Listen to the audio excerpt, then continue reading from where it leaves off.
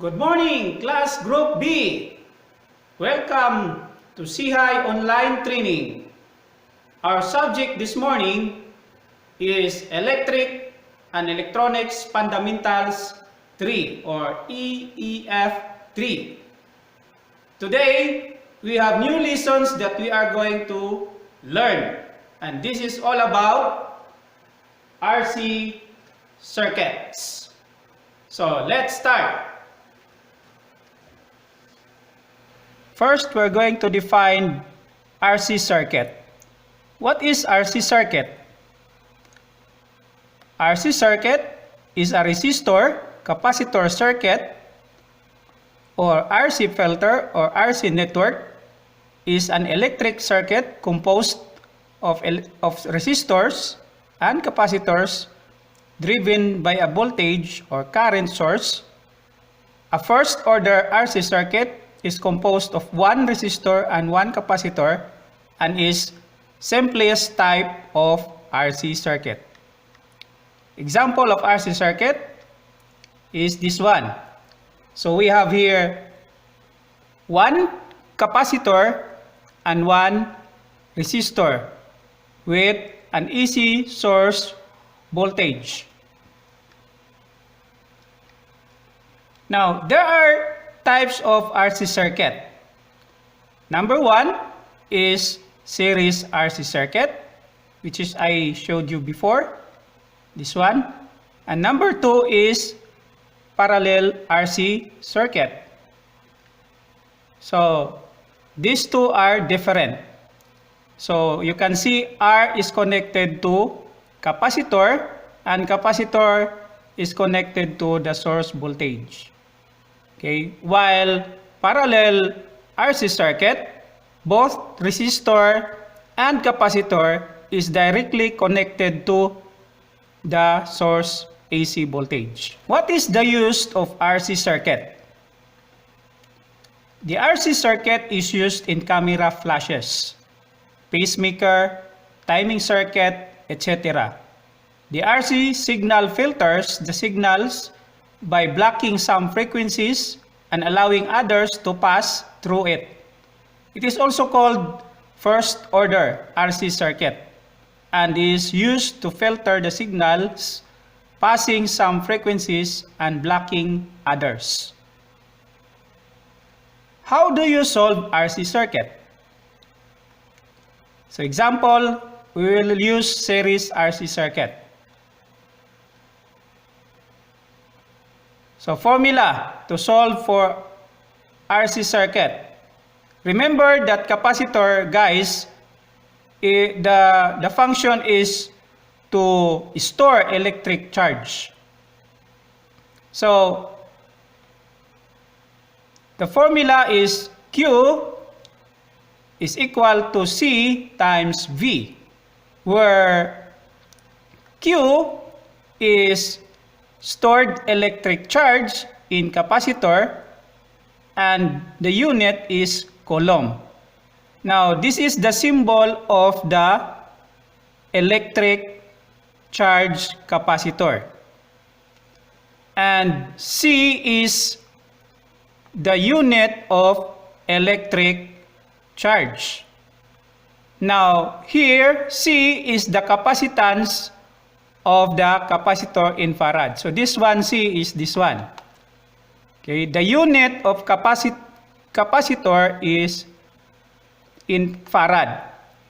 Okay, the unit of capacitance is in farad, or the symbol is F.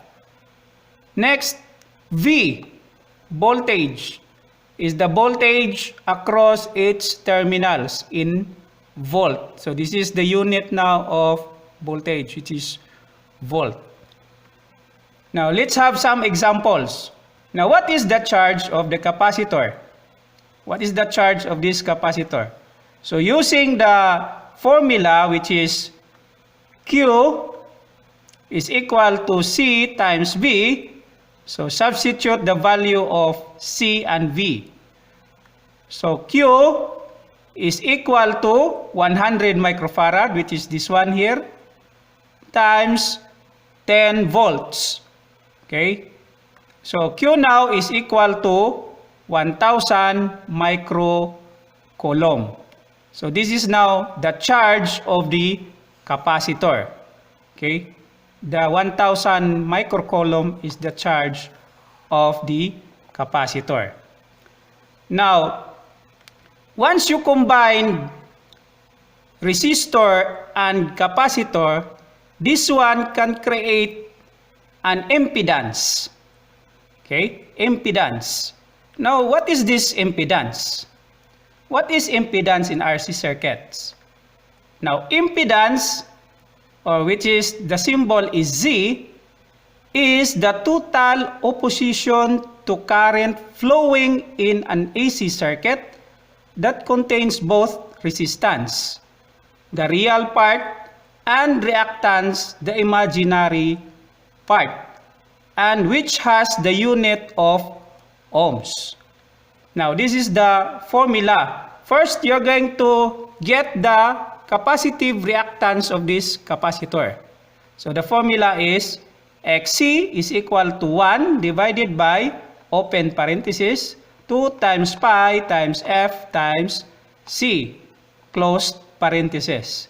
Then next, you are going to solve for the impedance. The formula of impedance is Z is equal to the square root of Xc squared plus R squared.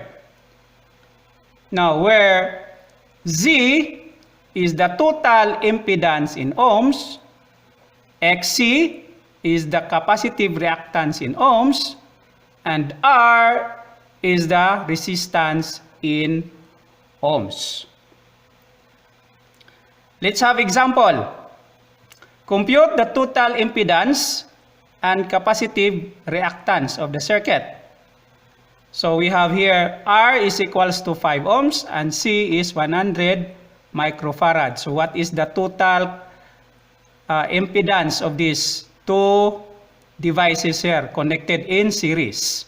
Now we have here the frequency 60 Hz and the source voltage AC is 10 volts. Now, solution. So, first is you are going to solve for capacitive reactance. Okay, so this is the formula. Then substitute the value of pi, F, and C. So, pi is equals to 3.14, F is 60, and C is 0.0001. Why 001? This one, the 100 microfarad is divided by 1 million. Where we get this 1 million? By this unit, microfarad. Remember that 1 farad is equal to 1 million microfarad. So we divide 100 by 1 million, and which is equal to 0.0001. So now your Xc will be equal to 26.54 ohms. Next, we are going to solve now the total impedance. So formula is Z is equal to the square root of Xc squared plus R squared. So substitute the value of Xc and R. So your Xc is 26.54 squared plus 5 squared. Remember, your R is 5 ohms here. So your Z now is equal to 27 ohms. Okay, next, we are going to apply Ohm's law. Okay, so compute the total current, IT, voltage in capacitor, the voltage in resistor, and the total voltage. So the same circuit. So solution, first is you're going to solve the Xc. Remember, we get the value of Xc, which is equal to 26.54 ohms. And Z also is equal to 27 ohms. Okay. Now, this one, there is a value here, ohm. So, how to solve total current? So, the formula is total current, or IT, is equal to source voltage divided by the impedance. So, substitute the value of Vs, which is 10 volts, and Z, which is 27 ohms. So, your IT now is equal to 10 divided by 27, which is equal to 0.37 ampere. Remember guys that IT or I is current and the unit is ampere, or you can write A. Now next, you're going to solve for the voltage of the capacitor. So what is the voltage here? So in Ohm's law, we know that V is equal to IT times R, but we substitute R to XC. Okay? Now, here, substitute the value of IT and XC. So, VC is equals to 0.37 ampere times 26.54, which is your XC. So, your VC now will be equal to 9.82 volts. Okay? Next, we are going to solve the value of the voltage of the resistor. Okay? So, which is VR is equals to IT times R. So, substitute the value of IT and R. Then, your VR will be equal to 0.37 ampere times 5 ohms. So, VR now is equal to 1.85 volts. Now, we will get the total voltage. So, this is the formula to solve for total voltage, which is equal to the square root of VC squared plus VR squared. Then, substitute the value of VC, which is this, and VR, which is this. So, VT now, total voltage, is equal to the square root of 9.82 squared plus 1.85 squared. And VT is equal to 9.9 volts. So this is how to solve for the total voltage using this formula. So all of these answers are correct. And all the solutions are correct. So see you next example for parallel RC circuit. Thank you, and see you next topic for the RC circuit, which is parallel RC circuit. Now let's continue. This is all about parallel RC circuit. Now, how to compute the impedance of a parallel RC circuit. So this is the circuit of parallel RC circuit. So remember, your R and C or capacitor is directly connected parallel to the source voltage. So the formula to solve for the impedance of the parallel RC circuit, first we are going to solve for the XC capacitive reactance. So this is the formula. XC is equal to 1 divided by open parenthesis 2 times pi times F times C closed parenthesis. Then after that, you can now solve for the impedance. So Z is equal to open parenthesis XC times R close parenthesis divided by the square root of XC squared plus R squared. So where Z is the total impedance in ohms and XC is the capacitive reactance in ohms and R is resistance in ohms. So let's have an example. Compute the total impedance and capacitive reactance. So we have here the given circuit, RC circuit, parallel. R is 5 ohms and C is 100 microfarad. Your source voltage is 10 volts. The frequency is 10 hertz. So first we are going to solve for the XC. So we are going to substitute the value of pi, F, and C.